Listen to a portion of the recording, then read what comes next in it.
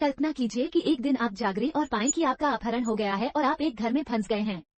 आपको बताया जाता है कि आप और आपके मित्र केवल एक ही तरीके से बच सकते हैं, वह है बारी बारी से एक दूसरे को प्रताड़ित करना। अपहरणकर्ता ने अंदर एक उपकरण डाल दिया है। आपकी गर्दन उस समय एक रसायन का उत्पादन करती है जब आपका शरीर सबसे अधिक कष्ट में होता है। आपके पास भागने के लिए केवल 22 घंटे हैं। इससे पहले कि तुम सब मर जाओ, आप क्या करेंगे? 2011 में आई फिल्म विले में ठीक यही होता है। लेकिन शुरू करने से पहले कृपया स्पॉइलर से सावधान रहें और अपना ख्याल रखें।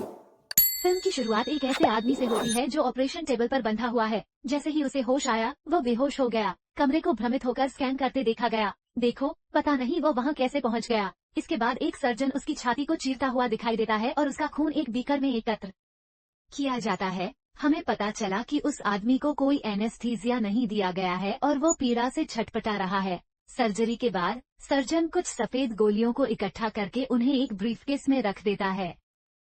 अगले दृश्य में हमें काई और टोनी नामक एक जोड़े से परिचय कराया जाता है जो अपने दोस्तों टेलर और निक के साथ कैंपिंग ट्रिप पर हैं।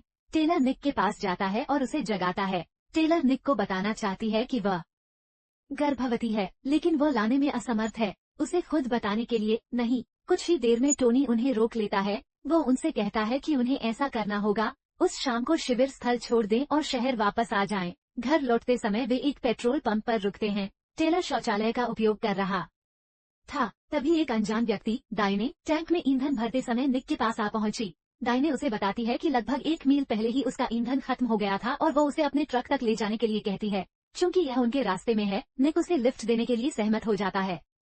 जब टेलर शौचालय से वापस आती है तो वह दाइने पर तुरंत संदेह होता है और बताता है निक को उस अजनबी कौगन से सहमत नहीं होना चाहिए था। इसके तुरंत बाद वे सभी कार में कूद पड़े और निकल पड़े। गाड़ी चलाते समय रेडियो पर लिटलर इंजेक्शन नामक गाना बजता है और दाइने निक से कहती है कि वह इसे तेज कर दे क्योंकि उसे ये गाना बहुत पसंद है। वे जल्दी दाइने के ट्रक के पास पहुंचते हैं और वो बाहर निकल जाती है। वो उनसे इंतजार करने को कहती है क्योंकि वो उन्हें एक उपहार देना चाहती है, उसकी मदद करना, जो उन्हें थोड़ा अजीब लगता है। अचानक दाइने गैस मास्क लगाकर आती है और सभी को भयभीत करते हुए वो कार में गैस छिड़कती है, जिससे सभी बेहोश हो जाते हैं। अगले दृश्य में वे चारों जागते हैं और खुद को एक घर के अंदर फंसा हुआ पाते हैं, जहां लोग उन पर नजर रख रहे हैं। अचानक समूह का एक सदस्य काया के पास आता है और उसका नाखून उखाड़ देता है। निक और टोनी क्रोधित हो जाते हैं और दूसरे लोगों के साथ लड़ाई में उलझ जाते हैं। अंततः वे सभी शांत हो जाते हैं और उन्हें पता चलता है कि उनका अपहरण कर लिया गया है। इसके बाद टोनी उस लड़के से पूछता है जिसने उसकी प्रेमिका का नाखून तोड़ दिया था और उससे स्पष्टीकरण मांगता है।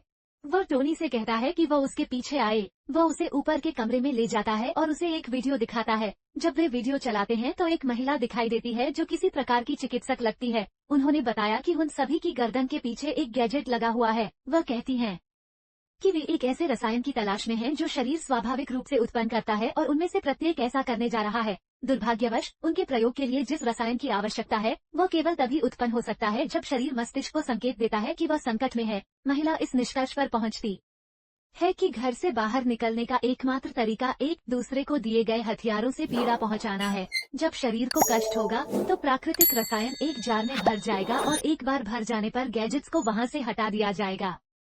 हालांकि यदि वे असफल हो जाते हैं तो उनके मस्तिष्क में जहर का इंजेक्शन लगा दिया जाएगा, जिससे वे तुरंत नष्ट हो जाएंगे। उनके पास भागने के लिए केवल 22 घंटे हैं। वीडियो देखने के बाद समूह ने अपना परिचय सैम, ग्रेग, जूलियन और तारा के रूप में दिया। टोनी घर से बाहर निकलने का सुझाव देता है, लेकिन सैम समझाता है कि जब वे सो रहे थे तब उन्होंने सब कुछ करने की कोशिश की, लेकिन कोई रास्ता नहीं है। पहले तो समूह ने सोचा कि यह किसी प्रकार की शरारत है, लेकिन अब ये स्पष्ट हो गया है कि वीडियो में दिख रही महिला असली है और उनका प्रयोग एक प्रयोग के तौर पर किया जा रहा है।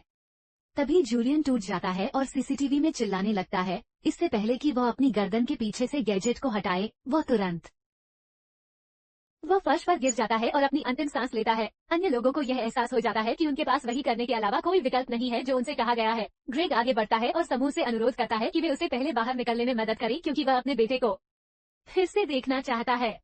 समूह ग्रेग की पिटाई शुरू कर देता है, लेकिन जल्दी ही उन्हें एहसास होता है कि उसका मस्तिष्क उनके लिए आवश्यक सही रसायन का उत्पादन नहीं करता है। वे ग्रेग को एक मेज पर बांधने और फिर उसे यातना देने का निर्णय लेते हैं। वे उपलब्ध कराए गए औजारों का उपयोग करते हैं और उसके नाखून तोड़ देते हैं तथा चाकू से उसे काट देते हैं। स्क्रीन पर दर्द की सीमा बढ़ जाती है, जिसका अर्थ है कि उनकी योजना काम कर रही है। एक लड़की विशेष रूप से हिंसक है और उसका पैर तोड़ देती है, जिससे वह बेहोश हो जाता है। इसके बाद समूह यह निर्णय लेता है कि वे एक दूसरे को इस हद तक चोट पहुंचाने का जोखिम नहीं उठा सकते। वे एक विशेष क्रम में प्रत्येक व्यक्ति को 6% से अधिक यातना नहीं देने पर सहमत होते हैं। अगले दृश्य में बंदी स्वयं को घायल करते हुए अपने खून को स्याही की तरह इस्तेमाल करके टूटे हुए कांच के टुकड़ों पर एक संख्या लिखते हुए दिखाई देते हैं। वे गिलास को एक कटोरे में रखते हैं और एक संख्या चुनते हैं जो उस क्रम को दर्शाती है जिसमें उन्हें यातना दी जाएगी। अगला नाम सैम का है। वह अपनी शर्ट उतार देता है ताकि वह अधिक से अधिक दर्द महसूस कर सके। उसके पेट को लोहे की छड़ से जला दिया जाता है और उसके नाखून उखाड़ दिए जाते हैं। निक ने सैम को आगे आने और दर्द सहने के लिए धन्यवाद दिया, लेकिन अब उसे एहसास हुआ कि अब उसकी बारी है। उसकी प्रेमिका टेलर फूट कर रोने लगती है क्योंकि वह निक को कष्ट में नहीं देख पाती। फिर उसे याद आता है कि उसकी जेब में ऑक्सीपिल्स हैं और वह तुरंत निक के पास जाती है और उसे चीजें आसान करने के प्रयास में ऑक्सीपिल्स दे देती है। हालांकि निक के लिए दुख की बात है कि बार की गति धीमी हो जाती है। टेलर को इस बात का कोई अंदाजा नहीं था कि ऐसा होगा। इस बीच ग्रेग को अंततः होश आ गया है, लेकिन उसकी हालत बहुत खराब है और वो बहुत घायल है। यदि वे भागने में सफल हो गए तो समूह ग्रेग को पीछे छोड़ने पर विचार करेगा। वे उसके द्वारा धीमा किए जाने का जोखिम नहीं उठा सकते। सभी लोग सहमत हैं, सिवाय टोनी के, जो उनके निर्णय से बहुत नाराज है। जबकि निक आराम कर रहा है, टेलर बहुमत के साथ उसकी ओर से ग्रेग को पीछे छोड़ने पर सहमत हो जाता है। सूची में अगला नाम लिसा का है। वह भयभीत है और कमरे में छिपकर यातना से बचने की कोशिश कर रही है। सैम और तारा उसे घसीटकर बाहर ले जाते हैं और उसे यातना देना शुरू कर देते हैं। इस बीच निक अंततः अपने होश में आ जाता है। टेलर ने गोलियां देने के लिए माफी मांगी और कहा कि उसे यह नहीं पता था कि इनसे दर्द का असर कम हो जाएगा। इसके बाद टेलर अप्रत्याशित रूप से निक को बताती है कि वो गर्भवती है, लेकिन तारा उसकी बातचीत सुन लेती है। वह तुरंत समूह को बताती है कि टेलर ऑक्सी गोलियां छिपा रही है और वह गर्भवती है। वह इस बात पर जोर देती है कि उसे अभी भी यातना सहनी होगी। निक तुरंत हस्तक्षेप करता है और उसकी जगह जाने के लिए स्वयं आगे आता है। इस बीच पीड़ित ग्रेग दर्द से राहत के लिए कुछ गोलियों की मांग करता है। सैम और तारा इस विचार के खिलाफ हैं क्योंकि इससे उनके बाहर निकलने की संभावना खतरे में पड़ सकती है। निक और टोनी उनकी बात नहीं सुनते और बची हुई गोलियां उठाकर जल्दी से ग्रेग को देने की कोशिश करते हैं। जब तारा निक को रोकने की कोशिश करती है तो टोनी उसके चेहरे पर मुक्का मार देता है, जो उसके मानसिक व्यवहार से तंग आ चुका है। अगले दृश्य में टोनी, टेलर और तारा उबलते पानी में अपने हाथ डालकर बार रीडिंग को 6% बढ़ाने की कोशिश करते हैं। तारा दर्द सहन नहीं कर पाती और पीछे हट जाती है। सेकंड समय टोनी और टेलर दूसरी बार अपने हाथ उबलते पानी में डालते हैं। अचानक तारा ने रसोई का चाकू पकड़ लिया और टोनी पर वार कर दिया क्योंकि उसने उसके चेहरे पर मुक्का मारा था। उबलते पानी का बड़ा बर्तन उसके ऊपर गिर जाता है और तारा उसे फिर से चाकू मारने का प्रयास करती है। निक पीछे से उसके पास आता है और उसके सिर पर वार कर उसे बेहोश कर देता है।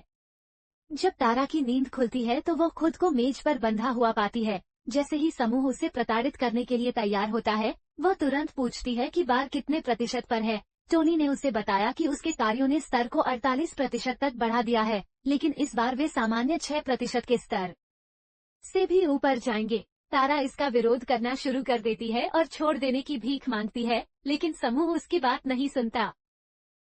उन्होंने पहले ही अपना मन बना लिया है और स्तर बढ़ाने की जरूरत है।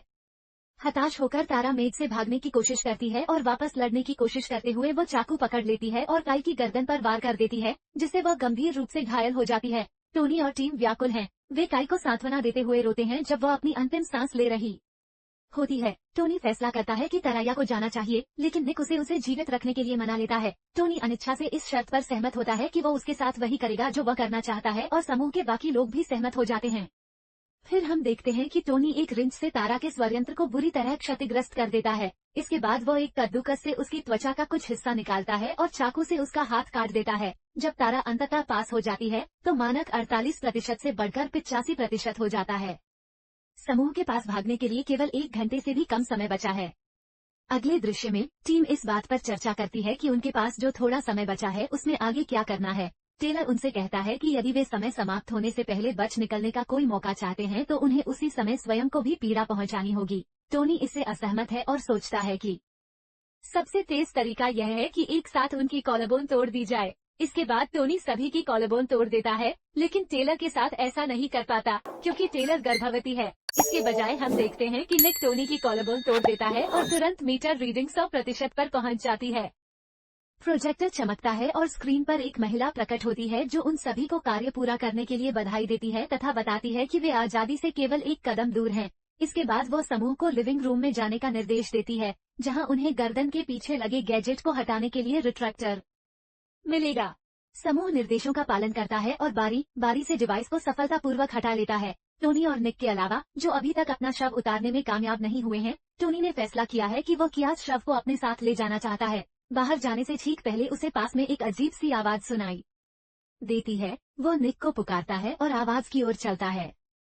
टेलर निक से कहती है कि वह जाकर टोनी को देखे, जबकि वह ग्रेग की मदद करती है जो चलने में असमर्थ है। जब निक कमरे से बाहर निकलता है तो वह ये देखकर हैरान रह जाता है कि टोनी ने सैम को पकड़ रखा है। टोनी चिल्लाकर कहता है कि सैम इस प्रयोग में पूरे समय शामिल रहा है और वह एक अंदरूनी आदमी है जो दवा कंपनी के लिए काम करता है। लेकिन इससे पहले कि निक मदद कर पाता, सैम टोनी से लड़ने में सफल हो जाता है और भागने से पहले उसके पेट में चाकू घोंप देता है। इसके बाद ग्रेग और टेलर एक कमरे में दिखाई देते हैं। भागने में असमर्थ ग्रेग टेलर को बताता है कि वह कंपनी द्वारा उत्पादित गोलियां बेच रहा था, लेकिन वह कसम खाता है कि उसे नहीं पता था कि गोलियां मनुष्यों को दर्द पहुंचाने के लिए बनाई गई थी। ग्रेग का बहुत अधिक रक्त बह चुका है और उसकी हालत और भी खराब हो गई है। उनकी तबीयत तेजी से बिगड़ती है और वे अंतिम सांस लेते हुए दिखाई देते हैं। अचानक दरवाजे बंद होने लगते हैं और बार गिरने लगता है। टेलर घबरा जाता है क्योंकि ऐसा लगता है कि यह प्रक्रिया फिर से शुरू होने वाली है। फिर हमें निक के पास ले जाया जाता है, जो सैम को पकड़ लेता है और उन सभी को धोखा देने के लिए उस पर चिल्लाता है। इस बीच टेलर पागल हो रही है और अपने स्तर को ऊपर उठाने के लिए खुद को दर्द देना शुरू कर देती है। वह खुद को जला लेती है और अपने घाव में कील ठोक देती है। वह सफलतापूर्वक बार को पुनः 100% तक लाने में सफल हो जाती है। निक सैम से विनती करता है कि वो उन सबको जाने दे। वह टेलर को मुक्त कराने के लिए स्वयं को प्रस्तुत करता है, लेकिन वो मना कर देता है। अचानक सैम अपने पीछे लगे कंप्यूटर पर एक बटन दबाता है जो दरवाजों के सभी तालों को नियंत्रित करता है और मस्तिष्क को संकेत भेजता है। दर्द निक और टोनी, जिनके गले पर अभी भी डिवाइस लगी हुई है, को भयंकर दर्द में देखा जाता है क्योंकि जहर धीरे धीरे उनके शरीर में छोड़ा जा रहा है। निक फर्श पर गिर जाता है और सैम उसके पास जाता है तथा स्वीकार करता है कि उसने अपने जीवन में बहुत सारी चोटें खाई, फिर भी वो बच गया। सैम स्पष्ट रूप से भ्रमित है और उसका मानना है कि निर्दोष होने के कारण हर किसी को पीड़ा सहनी पड़ती है। अचानक निक अपनी जेब से एक पेचकस निकालता है और सैम पर वार कर देता है। इसके बाद निक तुरंत कमरे में पड़ी जहर को बेअसर करने वाली गोलियां ले लेता है और अपने गले से उपकरण हटा लेता है। जब निक मॉनिटर पर टेलर और टोनी को देखता है तो वो उन्हें बचाने के लिए दौड़ता है। वह टेलर को बचाने के लिए दरवाजा खोलने का प्रयास करता है, लेकिन असफल रहता है। फिर वह टोनी के शरीर के पास जाता है, लेकिन तब तक बहुत देर हो चुकी होती है। निक बिल्कुल टूट गया है। वह स्वयं को इमारत से मुक्त करने के लिए बोल्ट कटर का उपयोग करता है और अंततः यातना गृह से भाग निकलता है। अंतिम दृश्य में निक एक रेस्तरां में बैठकर कॉफी पीता हुआ दिखाई देता है और खिड़की से वो बाहर दाहिने को देखता है।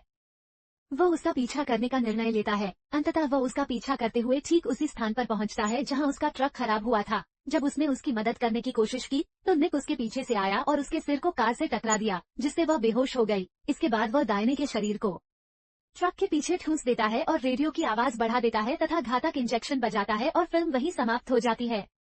यदि आप लोग वीडियो में इतनी दूर तक आ गए हैं तो आप लोग बहुत बढ़िया हैं। यदि आप ऐसी और अधिक मूवी रिकैप देखना चाहते हैं तो हमारे मूवी परिवार का हिस्सा बनने के लिए सदस्यता बटन दबाएं।